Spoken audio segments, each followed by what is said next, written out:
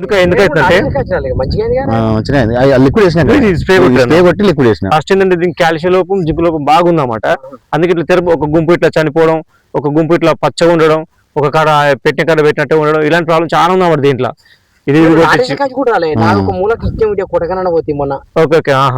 చెప్పైతే అన్నట్లు కొట్టినా ఇక మంచిగా లిక్విడ్ వేసినాక ఇంకా లిక్విడ్ ఇంకా దీంట్లో రెండే పడ్డాయి బరాబరి వల్ల ఇంకా బరాబరి పడితే ఇంకా బాగుంది కూడా. అయితే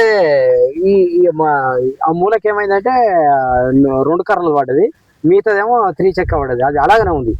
అయితే అది చచ్చిపోయింది. కొంచెం చౌడు భూములలో ఇలాంటి ప్రాబ్లమ్స్ వస్తుంటాయి మామూలుగా. ఇప్పుడు చౌడేం కాదు కానీ దానికి ప్రాబ్లం అదే ఉన్నట్టుంది. కానీ మొత్తం మీద అయితే చౌడు భూమిలో అయితే లిక్విడ్ మాత్రం మంచి పని చేసింది. అది యాక్చువల్ గా మన భూమి ఆరోగ్యాన్ని పెంపొందిస్తుంది. అది మాత్రం సూపర్ పని చేసింది.